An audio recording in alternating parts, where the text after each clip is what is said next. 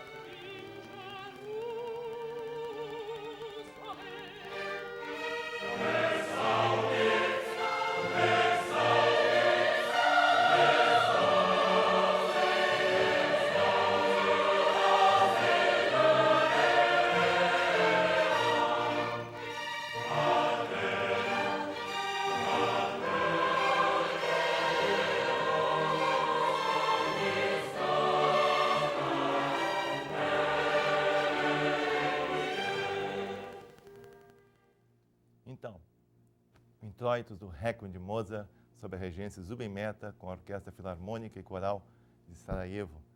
Uma biblioteca destruída, incendiada, vidas perdidas.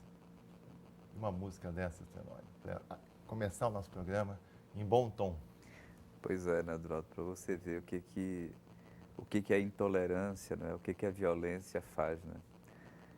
destrói a memória, às vezes, de uma sociedade, de um país, né?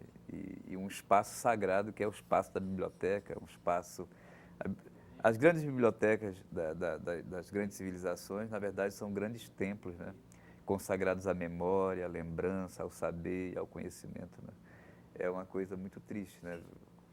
Testemunhar fatos como esses aí, né? É uma biblioteca destruída, como recentemente na guerra do Iraque, vários museus, né, no Iraque foram bombardeados pelas tropas americanas e muito se perdeu da memória ancestral das civilizações que viveram naquela região, né? Documentos antiquíssimos, livros antiquíssimos que se perderam, que foram destruídos pela água e pelo fogo, né?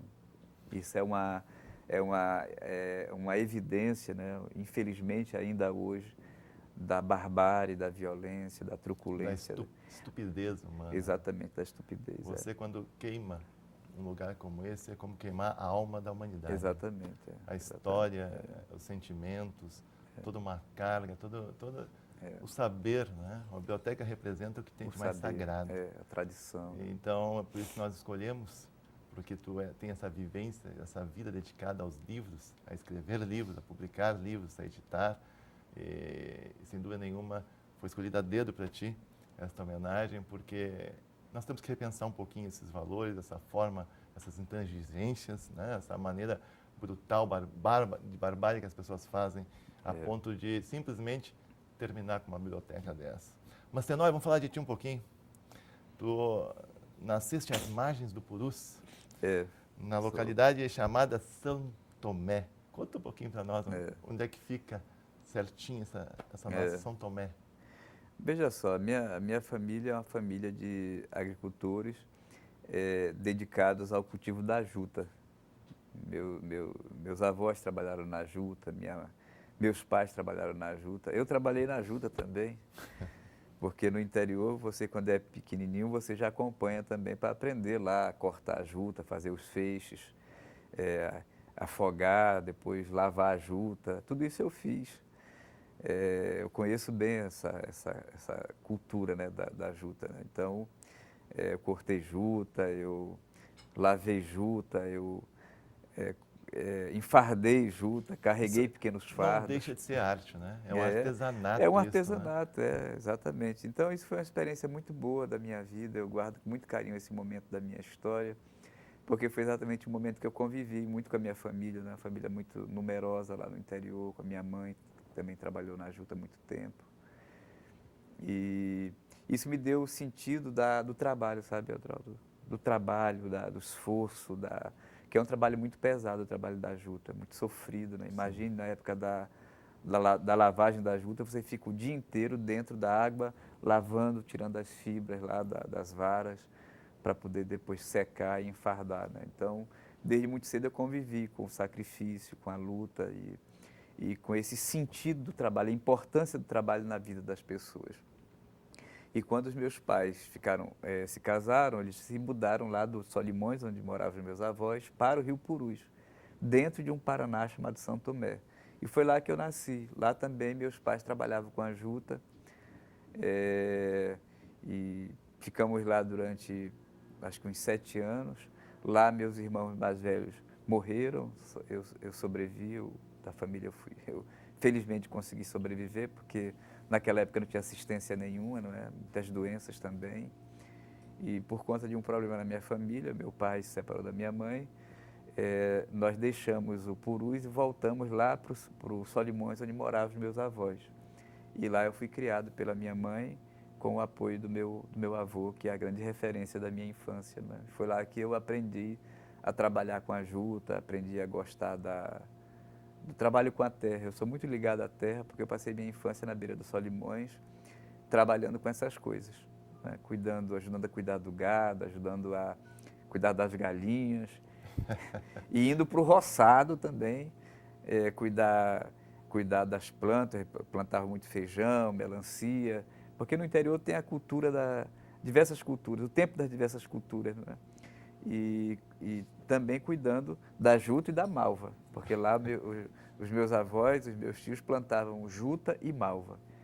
E era uma festa aquilo, aquele monte de gente no Jutal trabalhando e colhendo, né? Eu acho fantástico isso, né? Essa questão de estar em contato com a terra, por mais duro que seja, mas é uma oportunidade, né? De você tomar consciência da condição humana, né?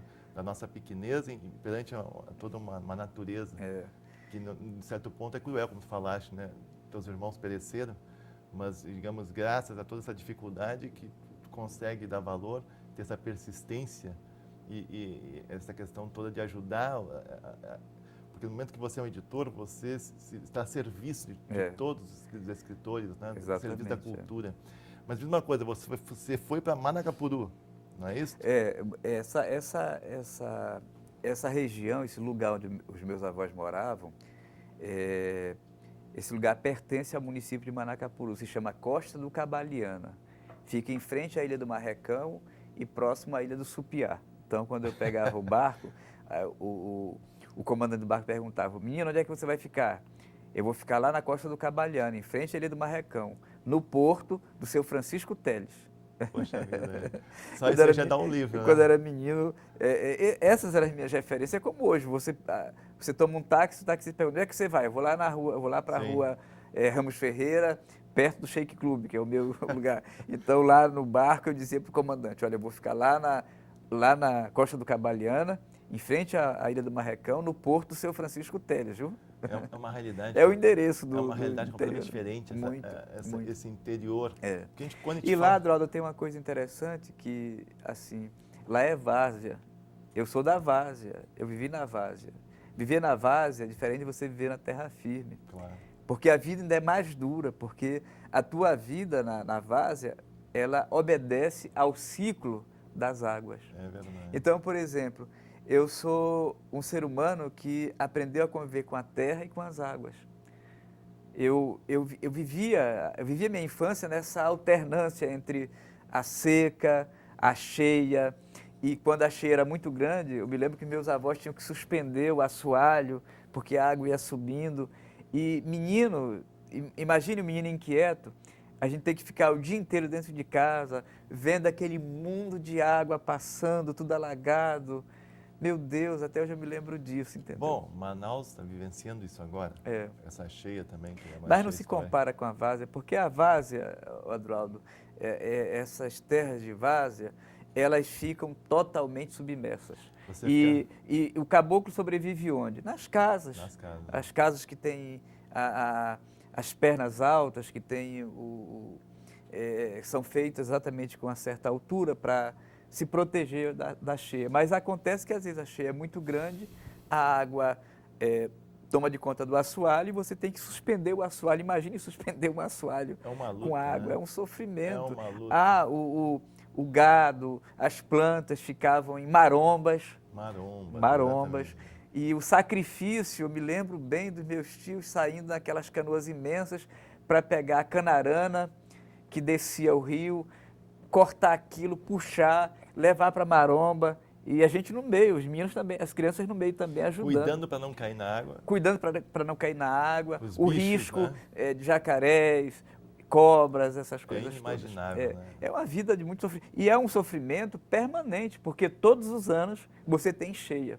Então, todos os anos você tem que preparar a maromba, colocar os animais, gado, se tiver porco, colocar o porco, galinha, os canteiros, porque você precisa se alimentar nesse... Mal comparando, é quase uma arca de Noé, né? Você tem que ter uma arca todo ano para proteger.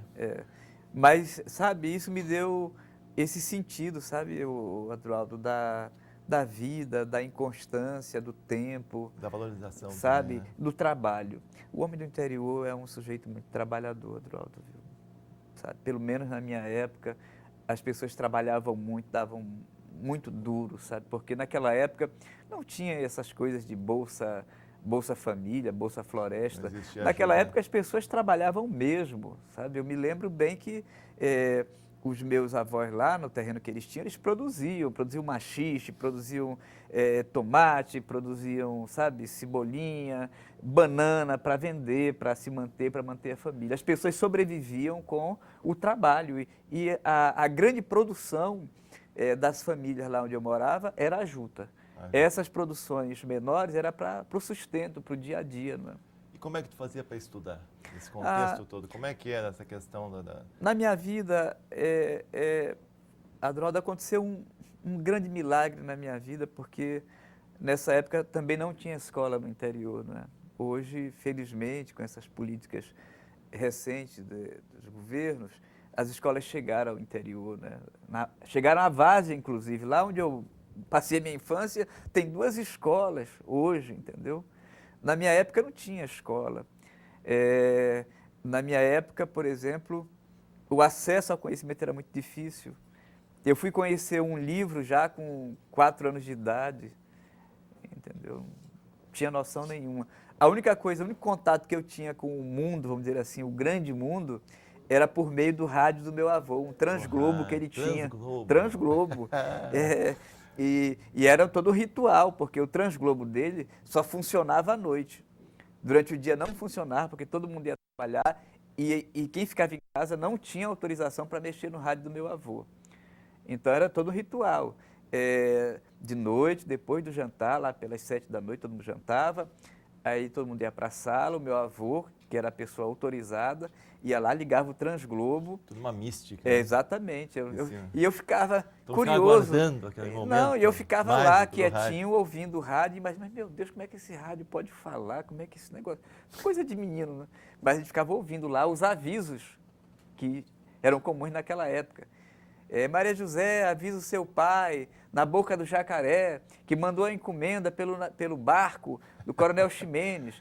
Por favor, espere no porto. O acontecimento do dia. O rádio não era só um meio de comunicação, pública, né? Era um meio também de, troca de informação, de troca de utilidade pública, sim, serviços. Porque as famílias também vivem muito separadas. Né? Muito, o vizinho fica a 10, 15 minutos de distância. Não é essa ideia de você estar grudado em alguém, não. Não. E naquela época, os núcleos familiares, eles eram muito numerosos, porque as famílias tinham muitos filhos naquela época. Minha avó, por exemplo, teve 18 filhos. Então, só uma família já era uma pequena comunidade, né?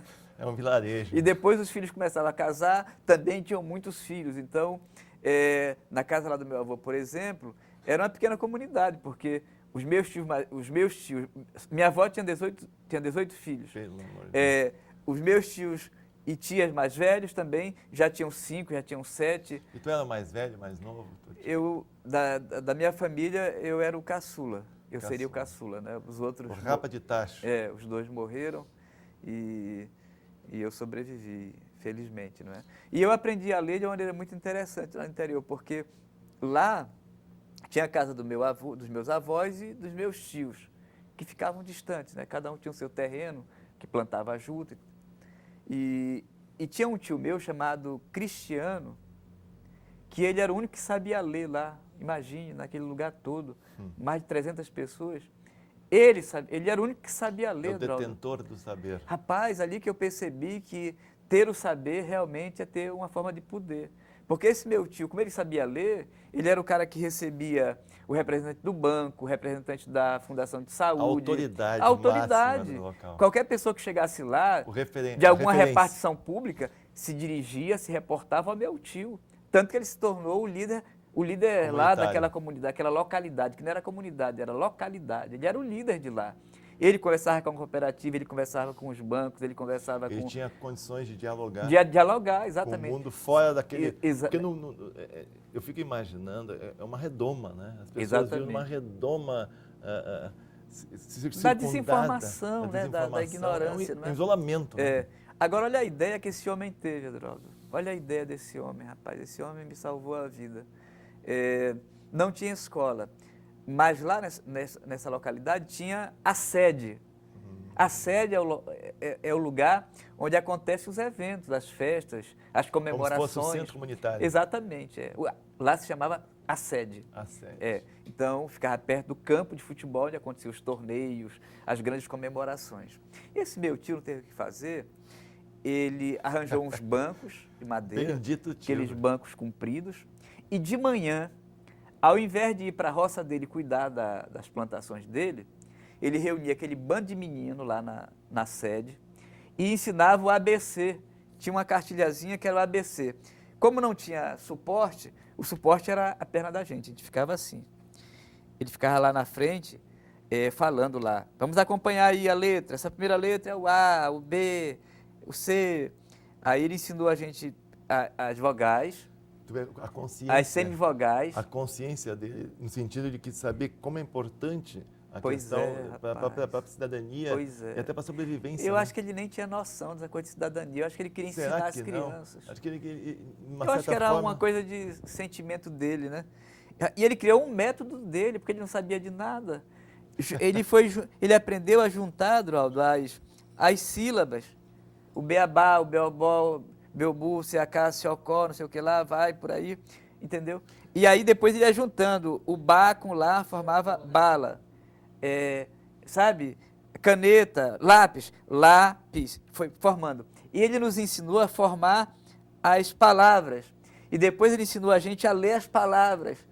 E aí nós aprendemos a ler, rapaz. Eu me lembro até hoje do dia que nós aprendemos a ler lá. Porque nós aprendemos a ler e saímos gritando pelo caminho depois da aula, né? felizes, bananeira, engazeira. Esse foi o grande milagre da minha vida. Abriu toda uma perspectiva. A minha vida mudou aí, Adraldo. Foi aí que minha vida mudou. O grande acontecimento da minha vida não foi ter ido para a universidade, não foi nada disso que eu fiz depois. O grande acontecimento da minha vida foi ter aprendido essa coisa milagrosa que é ler as palavras.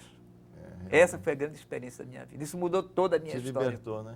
Me libertou e abriu uma janela na minha vida, abriu uma grande porta. Porque aí aconteceu a outra questão. Na casa do meu avô, onde eu morava, tinha o rádio que me encantava, que onde eu estava, quando ele ligava... às vezes ele ligava também ao meio-dia para ouvir a crônica do seu Josué. Onde eu estivesse, quando eu via aquela música lá tocando, eu corria para ouvir a crônica do seu Josué.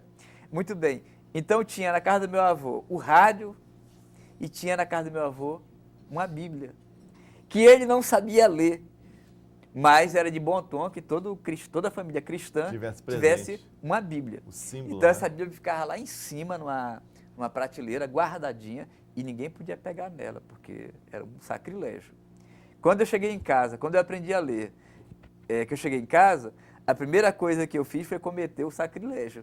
Não tinha ninguém em casa, eu peguei o banco, subi em cima da mesa, fui lá na prateleira e peguei a Bíblia para exercitar a leitura.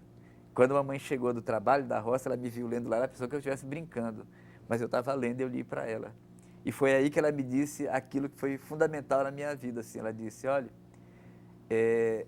eu vou lhe levar para Manaus, eu vou trabalhar, e no final do ano eu vou para Manaus, vou arranjar um trabalho e eu venho lhe buscar para você ir para Manaus para estudar, para você ser alguém na vida.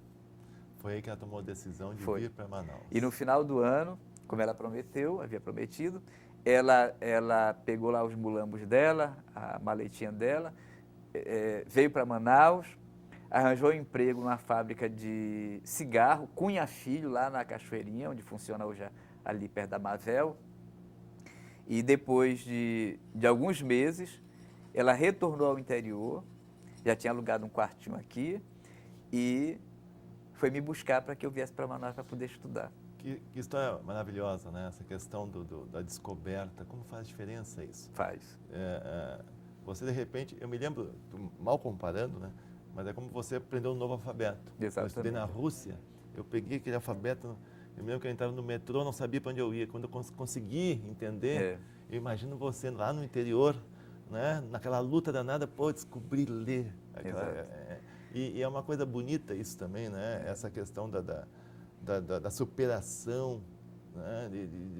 Por isso que eu acho que é importante que as pessoas, depois no bloco seguinte, nós vamos falar um pouco dessa importância de ler, de expressar-se, de poder ter essa questão da crítica, da criticidade, de enxergar além do aparente. Né? Mas nós estamos chegando no final desse primeiro bloco, que tu falaste da Bíblia. Nós vamos voltar novamente, então, para o nosso Requiem de Mozart com Zumbi Meta, desta vez para ouvir o Kyrie. Senhor, tem de piedade de nós. Cristo, tem de piedade de nós. Nós vamos encerrar esse primeiro bloco com esse trecho do Mozart, do Requiem em Ré menor.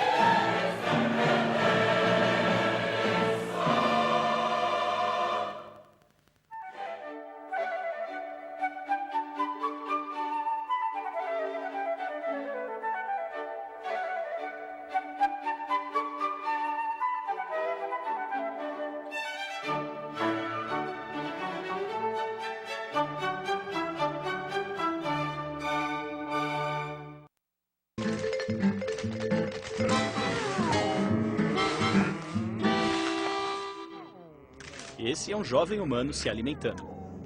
E essa é uma vaca se alimentando. Ultimamente, todos têm sido um pouco afetados pelo clima, e isso tem algo a ver com esses dois seres vivos. Vejamos. A Terra possui uma fina camada externa, a atmosfera, composta por diversos tipos de gases. São os chamados gases de efeito estufa. Quando aumenta a concentração desses gases, a temperatura do planeta também aumenta, trazendo consequências negativas para todo o clima. Hora do almoço. O que quase ninguém pensa nessa hora é que tanto essa mesa quanto esse bife podem ter contribuído para o aquecimento do planeta. Como? O bife vem da criação de gado. Para se alimentar, o gado precisa de pasto. Quanto mais cabeças de gado, maior o pasto. E para piorar, o gado libera na sua digestão o gás metano, 21 vezes mais poderoso que o gás carbônico, mais gases de efeito estufa. Quando aumenta o consumo de carne, mais pastagens são necessárias. E as árvores que ajudam a absorver o excesso de gás carbônico da atmosfera deixam de existir. E assim como a carne, a madeira também pode vir de áreas de desmatamento. Pode ter sido cortada em serrarias no meio da Amazônia e percorrido enormes distâncias até chegar às fábricas de móveis, queimando combustíveis fósseis como gasolina e diesel. E o que os combustíveis têm a ver com isso? Eles também emitem gases de efeito estufa.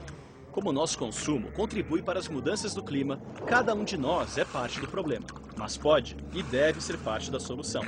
Como fazer isso? Bem, procurando conhecer a origem dos produtos que consumimos e escolhendo aqueles que causam menos impactos negativos ao meio ambiente, ao clima e à sociedade. Pesquise, troque informações, reflita, avalie e só então escolha o que consumir.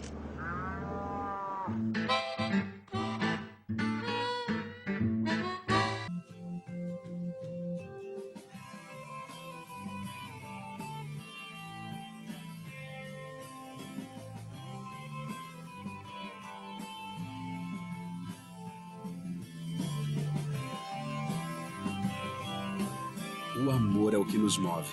E é educando com amor que a Rede La Salle desperta vocações e forma cidadãos de verdade. Rede La Salle, o conhecimento emociona.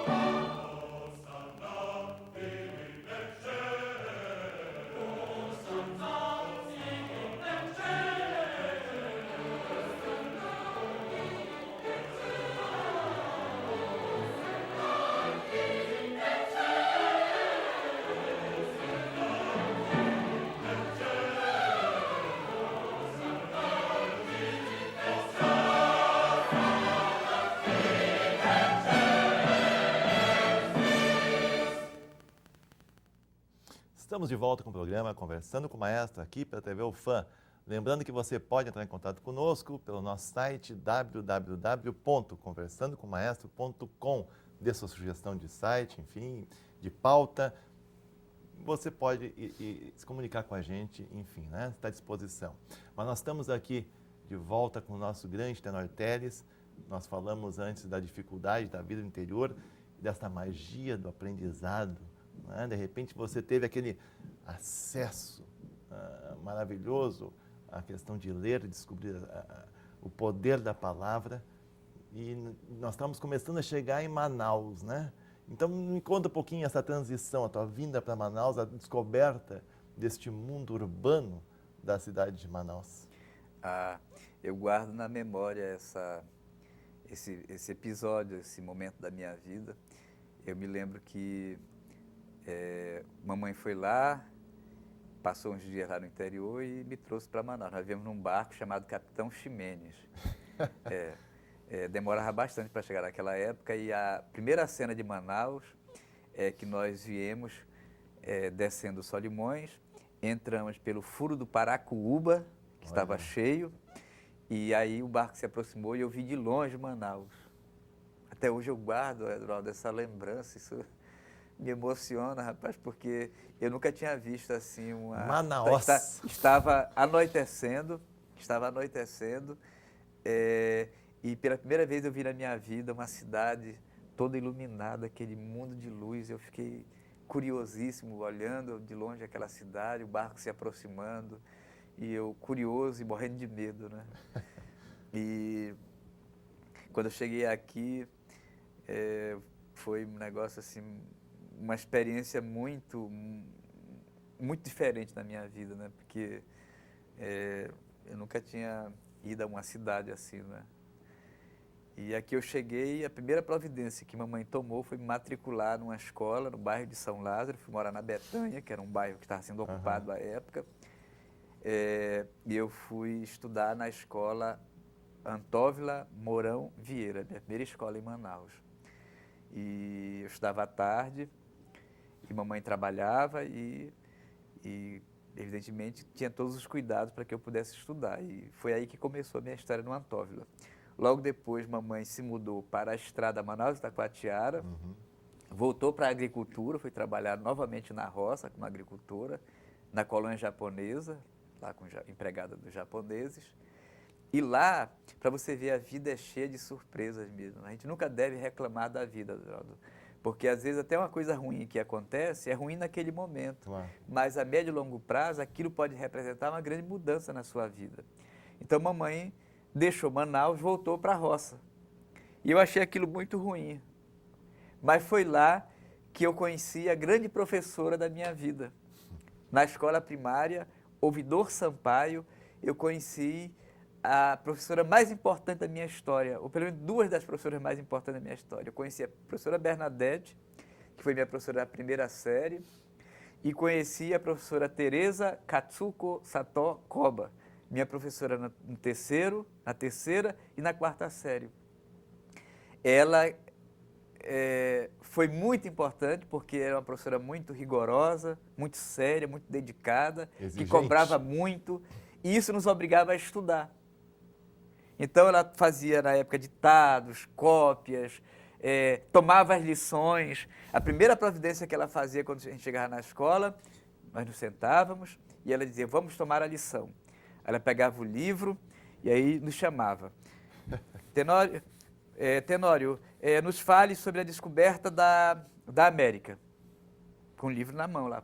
E eu, para você ter uma ideia de como isso foi importante, é que até hoje eu sei todas as lições desse livro. Impressionante. A Mágica do Saber, da Maria do Espírito Santo da Fonseca. Primeira lição desse livro de história.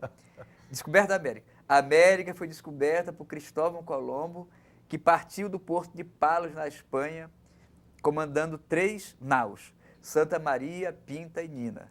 No dia 12 de outubro de 1492, Colombo chegou a uma nova terra, que, imaginando ter chegado à Índia, chamou seus habitantes de índios. Anos mais tarde, Américo Vespúcio, percebendo o equívoco de Colombo, afirmou que, na verdade, ele havia chegado a um novo continente e, em sua homenagem, foi chamado de América. Até hoje eu guardo essas lições. Na realidade, tu estava sedento pelo saber, né? Tu respirava essa coisa toda, tinha necessidade. Mas sabe o que era, André? É que a professora também muito boa, criava, né? essa responsabilidade, essa obrigatoriedade de você estudar. Isso é muito importante, já nós vamos falar sobre isso. Como o papel do professor... É fundamental.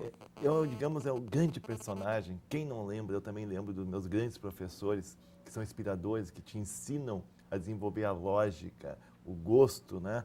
A forma como falaste que cobra, mas cobra de uma forma coerente e te estimula na realidade. Exatamente. Tira de você, porque na realidade a motivação é interna, te dá força de você levar adiante, né? Então você veio para Manaus, Fui foi para a para a estrada, roça. exatamente. Lá eu estudei, fiquei até a 4ª série, e aí não tinha mais o que fazer lá, porque só tinha até a 4ª série. E aí veio o outro momento da minha vida dramático. Minha vida foi sempre estar mudando, né? Tinha que retornar a Manaus para estudar. Sim. Mamãe tinha que ficar lá. Eu não queria essa mudança, eu não queria vir para imagino. Manaus. Chorei muito e mamãe me disse uma coisa também, você vê como os pais são importantes. Você vai porque aqui você não tem futuro. Você vai para Sabedoria, Manaus né? porque aqui não tem futuro. Você vai sim. Ela foi firme comigo. E assim eu vim para Manaus. Sabe por que eu vim para Manaus? Eu vim sozinho, Adaldo. Uma criança de 11 anos, eu vim sozinho. Ela só me disse assim, você vai pegar aqui o ônibus, me deu a minha maletinha. Esse ônibus vai parar atrás de uma igreja. Lá é uma parada de ônibus, você vai esperar um ônibus da Ana Cássia, que se chama Santa Luzia. Você entra nesse ônibus, você já sabe ler, você já é um rapazinho. E assim eu fiz. Aí esse ônibus vai e você vai dizer ao motorista, eu quero ficar na Feira da Betânia. Quando chegar lá na feira, que você descer, tem uma ruazinha que desce ao lado da feira. Você vai passar a primeira rua, a segunda, à direita. Só tem essa casa lá, porque o bairro estava sendo ocupado naquela época. Sim. A única casa que tinha era a casa da minha tia. E assim eu fui. Quando chegou lá na Feira da Betânia, eu desci, fiz como ela mandou, passei a primeira rua, a segunda, à direita, eu entrei. E assim eu cheguei à casa da minha tia, onde eu morei por aproximadamente 4 anos, né, para poder dar prosseguimento aos estudos. E essa foi uma experiência importante porque na casa da minha tia eu trabalhava. Lá eu aprendi a fazer comida, lavar, passar e até costurar. Porque a casa dos outros não é como a casa de papai e de mamãe. Né? É verdade. Então, eu tive que aprender muito lá. E eu agradeço muito hoje, sabe, todas essas experiências que eu achava um pouco ruins à época, mas que me ensinaram muito sobre a vida. Te deu muita independência também, a se Muito, virar sozinho, muito. né? Hoje eu sei fazer minha comida, eu sei lavar, eu sei passar, eu não me aperreio. Eu acho que essa educação, que se chama de educação doméstica, ela é muito importante na vida de um ser humano, porque verdade. quando você precisa sair para a vida, para enfrentar o mundo, você sabe como sobreviver, você sabe tomar os cuidados mínimos necessários para que você possa ter uma existência razoável. Né? Hoje em dia está faltando isso. Os pais deveriam dar essa oportunidade dos filhos aprenderem esse conhecimento do dia a dia, porque hoje o que acontece? Você vê uma moça com 14, 15 anos, ela não sabe fazer nada, ela não sabe fritar um ovo, ela não sabe lavar nem a calcinha dela. Por quê? Porque os pais não ensinam. Os pais poupam muito os filhos. Esquecem que os filhos têm que ser preparados, Adroaldo, para a vida. É verdade. Porque os pais não vão ficar aqui a vida inteira E é importante, para cuidar dos filhos. É importante a autonomia, Exatamente. saber se virar, Exatamente. independente de onde ele esteja. Por exemplo, a coragem da tua mãe, né? Ao mesmo tempo ela tem uma sabedoria e a coragem. Olha, meu filho, vai, por maior que sofrimento que nós vamos ter, né? Mas tu teve a oportunidade. E a pessoa tem que saber fazer as E hoje coisas. eu sei, Adroaldo, que ela fez aquilo, ela foi firme, ela não demonstrou fraqueza perto de mim. Ela não demonstrou nada. Ela foi dura comigo. Você vai porque aqui você não tem futuro. Até porque se ela não fosse dura, tu não iria. Exatamente. Se ela tivesse ficado, não, vem cá, meu filhinho, fica, não precisa ir não. O que teria acontecido? Eu não teria estudado e teria ficado lá na roça também, naquele trabalho duro, entendeu? No cabo da enxada e do teçado. Então, eu sei que depois ela chorou, entendeu? Mas naquele momento ali, ela precisava demonstrar Claro. a mim firmeza, coragem, sabe, autonomia. Essas coisas são necessárias. Isso faz parte da formação de um ser humano. O ser humano, Adroaldo, ele é construído desde que ele é concebido. A gente pensa que uma criança ela começa a ser formada quando ela nasce. Não. Quando ela é pensada, quando ela é gerada, ela começa a ser construída para a vida. E qual é o papel da família, dos pais em especial? Qual deveria ser esse papel? Não é esse que a gente vê hoje. Os pais protegendo demais os filhos, dando tudo para os filhos, dando tudo materialmente, deixando de dar aquilo que é realmente importante, que é uma boa formação, princípios e valores. Saber dizer não. De saber dizer não. Não transferir para a escola a responsabilidade. Exatamente. Então, veja só, se mamãe não tivesse tomado aquela decisão, eu não estaria aqui hoje. Eu estaria lá na roça, ainda hoje, trabalhando naquela vida dura, como meus colegas, muitos colegas meus, ficaram lá, estão lá, sabe, mergulhados naquela vida de sofrimento, Sim. Desinformados, despreparados, na ignorância, não sabem ler. Como é importante a oportunidade. Como é importante a gente ter alguém que estenda a mão também. Exatamente. Digamos, tu estavas na casa da tua tia, aí tu fizeste, então, o primário, já estava já na quinta série. Fiz ginásio lá. E depois mamãe, preocupada comigo, que estava aqui, e com os outros irmãos, porque ela teve outros filhos depois, no segundo casamento, ela tomou outra decisão dura na vida dela. Deixou a roça, veio para Manaus, arranjou um emprego na Amapolha, aquela fábrica de plástico ali no Morro da Liberdade, alugou um quartinho numa estância e trouxe os filhos para que eles pudessem estudar, os outros filhos. E aí já me pegou na casa da minha tia, me levou para casa, porque eu passei a cuidar dos meus irmãos. Sim. Ela trabalhava na fábrica e eu ficava em casa cuidando dos meus irmãos menores. Eu fazia o almoço, eu cuidava da casa, lavava. Chegava na hora de eu ir para a escola, eu ia para a escola, trancava a porta, eles ficavam lá, depois eu voltava para ajudar a cuidar. E mamãe trabalhava o dia inteiro e fazia horas extras para poder pagar o aluguel do quartinho, a comida, essas coisas todas. É uma pessoa extremamente corajosa e destemida, né? Ela foi a grande figura da minha vida e da minha história, minha mãe. Mas me diz uma coisa, depois disso... Isso que você falou, a família é muito importante. Eu diria que a família é tudo. A família é fundamental. A questão da afetividade, a questão de... Além de ser um porto seguro, Adroaldo, a família tem essa responsabilidade de, não só de cuidar dos filhos, mas de impulsioná-los para a luta. Eu hoje defendo uma ideia muito até contundente com relação a isso. Eu estou convencido que os pais têm que preparar os filhos para que eles sejam guerreiros. É verdade. Não adianta os pais quererem formar filhos para serem bonzinhos, coitadinhos, vítimas, sabe? Não. Os pais têm que preparar os filhos para serem guerreiros, para que eles lutem, para que eles tenham coragem, acreditem neles. Sejam obstinados. Obstinados, porque é assim que eles vão vencer. Porque tem uma coisa, Adroaldo, o mundo há 20 anos era de um jeito. É verdade. O mundo dos nossos pais era de um jeito. O mundo hoje é muito duro. Uma pessoa para viver hoje, ela tem que ser muito forte. Ela tem que ser muito determinada, ela tem que ser muito corajosa, senão ela não sobrevive neste mundo. E tem que ser uma pessoa... Antigamente as mudanças aconteciam muito... Lentamente. Adroaldo, hoje em dia, as mudanças acontecem a cada 6 meses, a cada ano. Um jovem, uma criança, tem que estar se renovando o tempo todo. Tem que estar muito atento. Atento às tecnologias, ao aprimoramento profissional, ao domínio das novas mídias, sabe? Essas coisas vão se incorporando à vida. A então, sobrevivência a sobrevivência muito mais dura, né? Muito difícil. Né? Verdade. Você profissionalmente, antigamente você se formava, se tornava um advogado, um médico, ficava ali e estava tudo bem. Hoje, meu filho, se você não for se especializar, estudar, você fica para trás. É aí que eu quero chegar. Nós estamos... É um programa interessante, né? Porque é uma história de vida tão bonita, a tua história, né? Mas vou ter que atropelar um pouco para a gente poder chegar na tua produção, que eu quero mostrar ainda a tua produção. Então, você fez toda essa luta para conseguir isso, mas você chegou a cursar depois, né? A licenciatura em letras, fez também o bacharelado em Direito. Fala um pouquinho dessa tua formação também no ensino superior, depois de tanta luta. Eu tive, assim, os professores...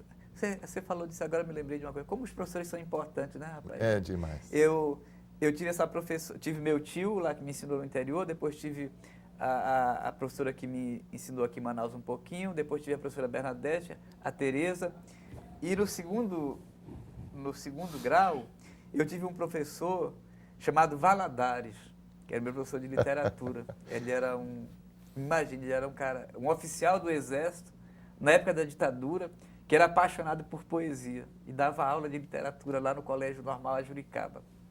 Esse homem foi muito importante na minha vida, porque eu estava terminando a época o segundo grau e não sabia direito o que eu ia fazer. Eu estava muito inclinado a ir fazer matemática, porque eu gostava muito de matemática, era muito bom em matemática e física. Mas esse Valadares não teve o que fazer, rapaz, ele dava umas aulas apaixonantes. A prova dele, sabe o que era? Era escrever poemas, escrever histórias. Então, você estava estudando romantismo. A prova dele era, você vai ler, você vai escrever um poema romântico. Isso era a prova dele. Ou então, olha, a prova vai ser, você vai ter que decorar um poema do Álvaro de Azevedo e vai ter que recitar aqui, fazer uma performance aqui na frente. Que bacana. Muito bem. Por causa desse camarada, eu comecei a escrever poesia. E aí, ao invés de fazer matemática na UFAM, eu estudei feito um danado, porque não tinha dinheiro para pagar cursinho. Claro. E naquela época só tinha UFAM, então eu tinha que estudar muito para passar. E aí eu decidi fazer letras, porque eu queria ser professor de literatura. Ele mudou, um professor veio e mudou a minha vida. Né? Pois é, Tenório, como é importante esses mestres, né? Essa questão das pessoas que nos dão a oportunidade de descobrir as coisas. Por exemplo, a leitura.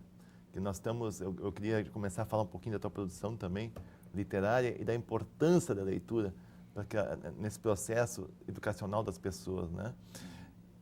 Me conta, Tenório, como é que foi o início de tu escreveres? Eu sei que a tua primeira obra foi, me revela aqui para nós, Tenório, me ajuda aqui. Foi Primeiros Fragmentos. Primeiros Fragmentos, foi em 88 88, isso, né? Exatamente. De lá para cá, tu tiveste uma profícua produção, né? Exatamente. Desde de poemas, de literatura, também na questão de peças teatrais. Conta um pouquinho, então, da tua obra, que é tão interessante. Então, porque eu acho que o telespectador tem que dar-se conta que tudo é possível, né? Então, tu vieste lá do interior do Amazonas, com toda a dificuldade, lutando, e hoje tu é um dos grandes nomes. Este homem que ocupa hoje a 16ª cadeira, né, da nossa Academia Amazonense de Letras, uma simplicidade, uma força muito grande.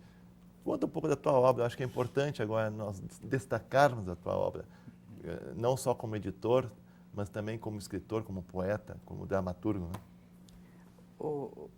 Adroaldo, eu estou hoje convencido que a leitura ela é fundamental para a formação de qualquer ser humano, sabe? A despeito de todo esse avanço tecnológico, do computador, mídia, telefone, televisão, tudo isso, a leitura continua sendo algo salutar, né, para o ser humano. A leitura, o Adroaldo, é o exercício, é a ginástica da mente. Então, quando você lê, você está exercitando o seu cérebro, os seus neurônios, e, como consequência disso, você acumula conhecimentos, informações que vão alterando o teu modo de ser. O aspecto mais belo do conhecimento não é só acumular o conhecimento. Tem muita gente que acumula conhecimento, mas esse conhecimento não resulta em nada. O bonito é quando você assimila esse conhecimento e esse conhecimento altera o teu modo de ver a vida, de sentir a vida, de se relacionar com as pessoas, tem significado. Quer dizer, é quando acontece verdadeiramente a aprendizagem. Você conhece muita gente que tem muito conhecimento, mas é ruim, é perversa, é mau, é uma pessoa insensível, egoísta. Então, isso mostra que esse conhecimento ele não operou, ele não atingiu a sua finalidade. Porque qual é a finalidade do conhecimento quando uma pessoa o assimila? Transformar. É a transformação, é contribuir para que esse ser humano se torne uma pessoa melhor. Infelizmente, algumas pessoas se tornam até piores, porque ele passa a ter conhecimento e, com isso, ele instrumentaliza as coisas. Ele se torna uma pessoa muito perversa, dominadora, egoísta e muito perigosa, porque, como ela tem conhecimento, ela sabe como destruir os outros. Mas a grande finalidade do conhecimento é transformar as pessoas para o bem. Né? Pelo menos eu acredito nisso. E o resultado desse processo todo que eu vivi, de busca do conhecimento, da leitura, é que isso contribuiu para a minha formação, para melhorar meu modo de ser e, consequentemente, o gosto pela escrita também. E foi assim que eu comecei a escrever poemas, crônicas, ainda lá na escola de 2º grau e depois na universidade, onde eu fui muito estimulado por alguns dos meus professores, como é o caso da professora Artemis Veiga, Carlos Eduardo, Paulo Graça, o meu grande mestre, o Marco Federico, né? professores que foram muito importantes também na minha formação, a professora Neide, foram pessoas muito importantes na minha vida. E lá eu comecei, foi onde eu publiquei meu primeiro texto artesanalmente, um livro com poemas. E é claro, Adroaldo, você às vezes, eu me sentia muito inseguro no início, sabe? Eu gostava de escrever, gostava principalmente de ler, mas eu não imaginei que eu pudesse um dia escrever outros livros e até ser escritor. Aliás, eu tinha muito receio desse negócio de escritor. Mesmo depois de ter escrito muitos livros, e até hoje eu não digo assim que eu sou escritor. Eu digo que eu sou professor, porque eu acho que é uma responsabilidade tão grande esse negócio de escrever, sabe? E eu já escrevi bastante coisa, porque depois também eu passei a colaborar no jornal A Crítica, já há mais de 20 anos. Então eu escrevi muitos ensaios sobre escritores amazonenses. Depois me tornei cronista, então tenho mais de 200 crônicas. Eu tenho toda uma história, né?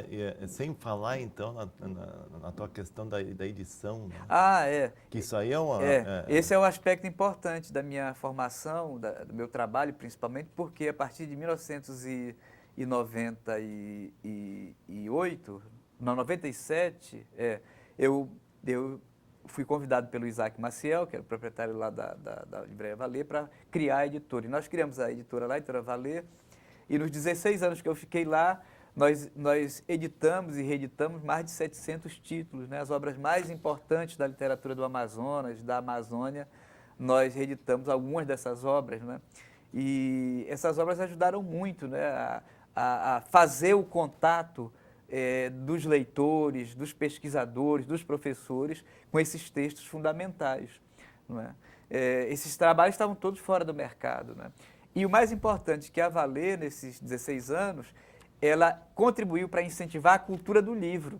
Toda essa badalação em torno do livro é fruto desse trabalho que foi feito, de reedição, lançamentos, promoção do livro, colocar o livro na mídia, nos jornais, na televisão, criou todo esse interesse, né, que resultou na realização de coisas importantes, como foi o Festival Literário da Floresta e agora, recentemente, a realização, por iniciativa do governo do Estado, do governador Omar Aziz, da Bienal, que tudo isso é consequência desse processo. Né? Que, para falar a verdade, Adroaldo, esse processo não começou com a Valer. Esse processo começou lá atrás, nos anos 60, com o governador Arthur Reis, quando criou as edições do governo do Estado. Aquilo ali foi a primeira grande iniciativa em termos de promoção do livro, que foi uma coisa muito marcante. Né? Na época, com a participação, inclusive, do escritor Márcio Souza e de outros intelectuais daquele período. Né? O Elson Farias, que também teve um papel importante naquele período, nos anos 60 e 70.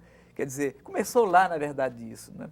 Porque na sociedade, não é uma pessoa que cria as coisas. Ué. Na sociedade é um processo. Ninguém faz nada sozinho. E é um processo que vai se construindo. Então, a editora Valer, ela correspondeu a um período importante. Daqui a mais uns anos vão surgir outras editoras, outras iniciativas que vão dar continuidade, porque a vida não para, né? E cada pessoa cumpre um papel no processo. Mas digamos uma coisa, hoje tu estás em São Paulo. Hoje eu estou baseado em São Paulo, onde eu estou... você vê, minha vida foi isso, né, rapaz?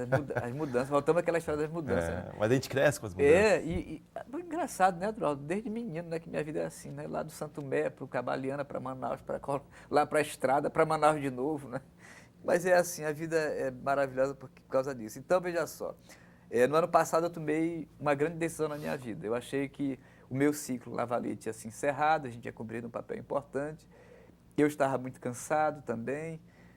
Tinha adoecido, tinha tido um problema de saúde um pouco preocupante, estava sentindo necessidade de retomar minha vida acadêmica, eu estava há 16 anos fora da sala de aula, deixando de fazer o que eu mais gosto, que é dar aula, e eu tomei uma decisão, ir para São Paulo para retomar minha vida acadêmica, me preparar para fazer o mestrado, fazer o doutorado, na área de literatura, que é o que eu gosto, e trabalhar com um projeto que eu já vinha estudando e fazendo algumas coisas. Eu estou muito encantado com essa história dos livros digitais, dos livros eletrônicos. Você acha estou muito encantado com nós isso. Já estamos chegando... Eu antes era meio preconceituoso, eu não gostava. Acha que hoje eu estou apaixonado. Que o livro, assim, de papel, vai sumir? Não, eu acho que não. Não tem como, né? Esse Eu penso que o livro convencional, com esse suporte... É preciso esclarecer o seguinte, há muita discussão em torno dessa questão do livro digital, o livro eletrônico e o livro convencional com formato de papel. O que mudou nessa discussão toda, dessas mudanças todas, é só o suporte. O suporte deste livro aqui é o papel, é a brochura aqui, esse formato, esse padrão Sim. aqui. O livro eletrônico, ele continua sendo um livro, com informação, com texto, com tudo. Muda o suporte, porque ele vem para cá, olha, Claro. ele vem para o iPad, para o iPad. computador, tem todo um sistema, Mas a uma palavra programação. continua. A palavra continua. Que é o que Mudou o comanda. suporte. E é bom que se diga que essa não é a primeira mudança do livro. Se você, eu tenho estudado muito a história do livro na humanidade. Adroaldo, o livro já mudou muitas vezes. Os primeiros suportes de livro eram aquelas tabuinhas de barro lá no Egito, na Mesopotâmia. Tabuinhas de barro, entendeu? Que as pessoas riscavam no barro, queimavam aquilo e armazenavam aquelas tabuinhas. Na realidade, a gente não pode ir contra a maré. Era um suporte. Depois, evoluiu-se. Depois já veio o quê? O papiro, né? Que prensavam aquela planta lá, aquele talo, juntavam, escreviam lá. Depois começaram a usar o couro de animais, do carneiro, para fazer. Né? E por aí vai. Na China usava o bambu, É verdade. até que chegamos ao suporte de papel. Agora tem o iPad. Né? E agora temos esse suporte, o suporte virtual, eletrônico, digital. Né? Sem dúvida. Agora, tudo isso para quê? Para veicular o conhecimento e para preservar a memória, a tradição, a sabedoria da humanidade. Tenório, nós estamos terminando o programa de hoje e sempre eu faço um bate-pronto, né? Que é uma comida.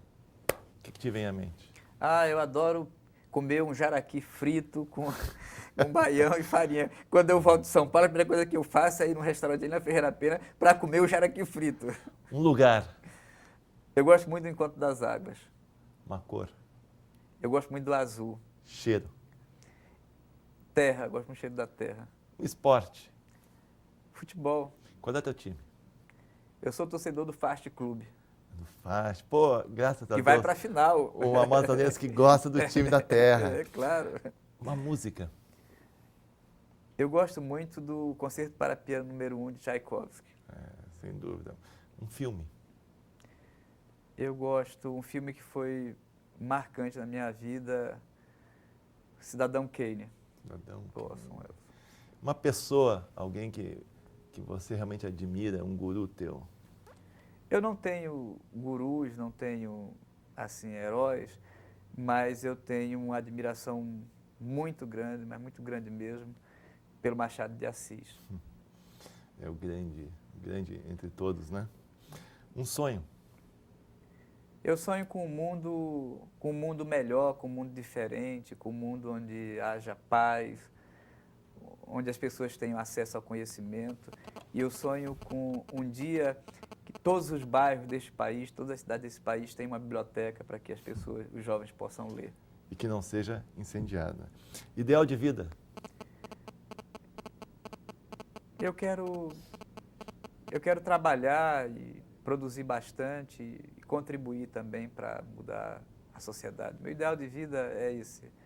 E morrer bem. Eu tenho uma grande ambição, eu quero morrer bem. Uma palavra-chave. Esperança. Tenório Teles por Tenório Teles. Alguém que quer aprender muito e ajudar.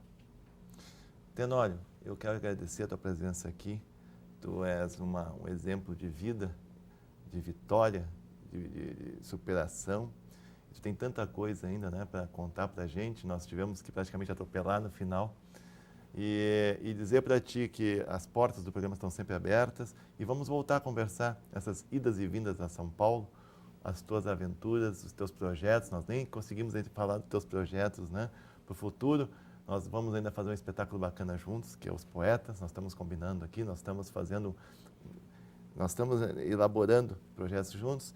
Enfim, e nós vamos terminar o programa de hoje com Mozart, o Comúnio, né? Desejando a todos vocês realmente uma ótima semana, que vocês possam usufruir das artes. Lembrando que você pode falar conosco, você pode visitar o nosso site, enfim, Colabore com o nosso programa Conversando com o Maestro. Converse conosco através do nosso site www.conversandocommaestro.com.